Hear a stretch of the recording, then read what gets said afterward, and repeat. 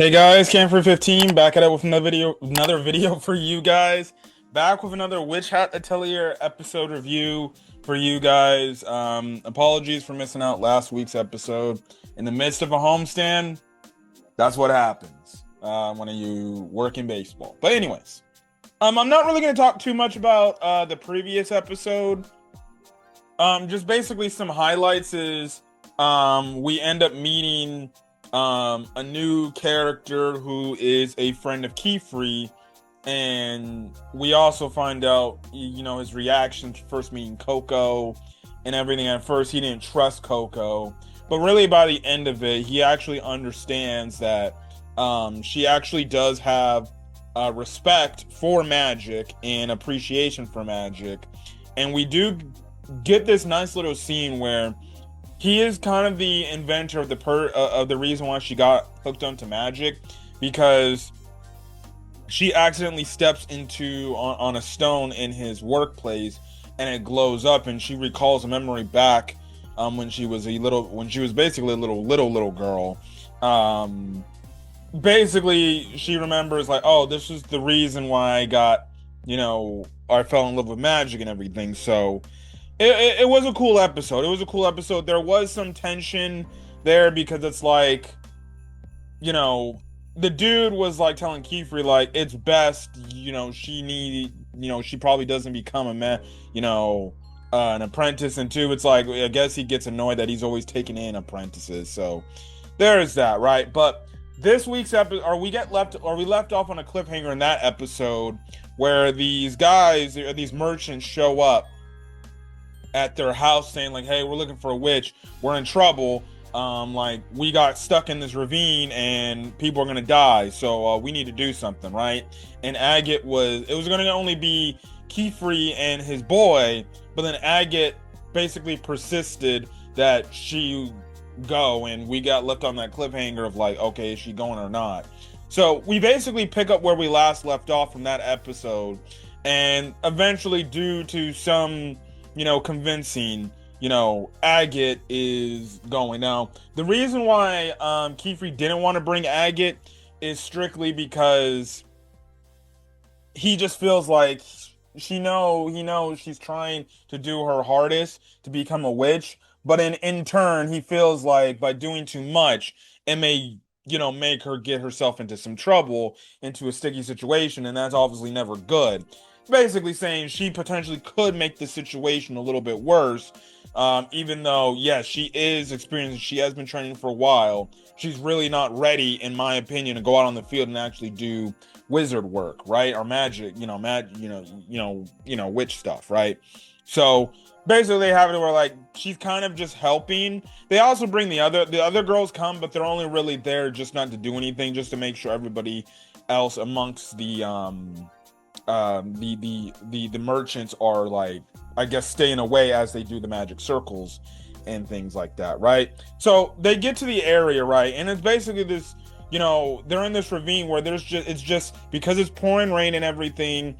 Obviously the ravine is filled with water, and it's really hard to fill with water. So you get this nice moment. You get this nice scene where Kiefer basically gets the sword by using magic. He basically parts the river, while his boy tries to have time to pick up the merchant's son and everything. But it gets to the point where it's like Kiefer's holding on for dear life because he can't hold it, strictly. So the kid was lodged in there in that little in the carousel or whatever.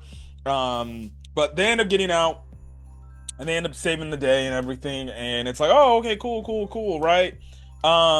So that's the great thing, right? Excuse me. Now you do get this moment in the episode where again, it's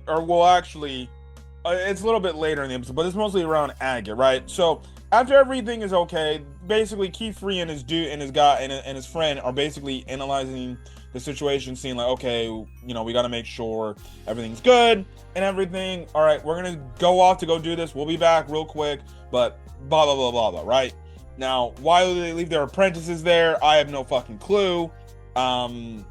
Whatever. You then get, like, literally dumbass of the fucking episode, the damn boy who just got saved, and there was still some items still left in the ravine because, you know, there it is, and the tide is definitely lower, right? It's not as heavy and everything, right? And this boy is just damn desperate to get the freaking stuff from their freaking carousel, their car thing, right? And I'm just looking at this episode. I'm like, dude, listen to your damn father and just sit back and wait till the witches come back, till the witches come back and they can help you out with the situation, and maybe they can you can tell them, hey, can you go down there and get that for us? Like, my God, this dude straight up like didn't care. He's like, oh, I'm fine, Dad. I'm just gonna use this thing, this rope, and I'm gonna tear my thing. And the dude's like, no, you don't need to go down there. You're not trying to get in danger again. And this kid is an absolute dumbass. I kind of wish he kind of honestly died for it. It would have made the dad absolutely lose his mind, right? But even then, it's like, dude, come on now. Come on. I understand he's a kid and everything, and sometimes kids are a little bit hard-headed, but like, frick, man. I was like, dude, really? Really? So, regardless, he goes down there, and obviously the branch he was tied to breaks apart, and Coco was in the area because she was trying to even help stop the dude, like, hey, maybe you shouldn't go down there. But because of it, it creates a whole landfall. The guy is knocked out. At first, the way it was portrayed, it looked like the gigantic rock may have like fell on his legs or may have killed him or something like that. Agate's worried because she thought like, oh, she saw Coco get, you know, in the situation. She's thinking, oh shit, Coco's dead. Freaking Kiefer's gonna have my head. That rhymes. But Coco is obviously still alive and she's okay, and she's like asking Agate, hey, what do I do, Agate? What do I do? And at the same time, the father of the kid is like, come on, you're a witch, do something, and I'm just like, bro, chill. I'm like, the dad wasn't freaking calm. The dad was a little bit too hectic, bro. He, like, the fact that he didn't want to calm down, he's the adult in the situation. I understand, he's worried about his damn son, but like, frick, man, like, chill the hell out. You know, obviously Agate's feeling the pressure, and then you get this scene where it's like the freaking Brimcats are right there talking to her, talking about how much of a failure she is and things like that, and you know how she can maybe do this and take, you know, into her own hands and everything. And I'm like, what the hell? And she realizes, obviously, she's like, okay, I gotta think straight. I gotta take a deep breath, think straight. And she realizes, like, wait, I can't draw a magic circle here, because if these people see that, then they're gonna see like, okay, I can do magic too, and that's not good, right? So Coco's basically telling her like, hey, Agate, what do you need me to do, right? And so I can help us both. And basically, you have it to where Agate basically, you know, creates a diversion for a bit. But it ends up having it to where it's like the people are like, oh, come on, what the hell are you doing, right? But it gives Coco enough time to drop a circle to float herself up, right? And save the boy, and everything, right? And they're like, oh, great. Then all of a sudden, you know, it's like, oh, we did it. We helped somebody. We saved the day. And then all of a sudden they get wrapped up. Now, at first I was thinking, oh shit, this is the evil witches, the Brimcats, right? I'm thinking like, oh frick, they got caught. But no, it is like the freaking witch royal guard essentially. And they're like, you just used forbidden magic. Which one of you was it? And they're like, what are you talking about? We didn't do none of the such. And they're like, oh, really? Then what the hell is that? They look down, and this looks like a bunch of, the entire land was like just turned into freaking sand. And it's like quicksand and things like that. I'm like, whoa, what happened? And they're like, okay, which one of you used so-and-so magic, right? And everything. And I'm like, what the hell is going on here? And it's just like, oh boy, they're in trouble. They're in trouble. I'm like, Kiefer, please come. We don't see Kiefer at all come in. I don't even know how Kiefer is going to get them out of this situation. But basically they're accused of it, and they're like, and Coco kind of gives it a way of saying like, I never thought this man. I'm like, there's no way that magic could have did this. Like it would have never worked. And like, okay, aha. So it was you that did it. And they're like, well, for basically doing all this and using magic in the wrong way, we're going to erase your memories. And you get left off in the cliffhanger where the little device thing that's grabbing out to Coco is gonna make her forget her memories.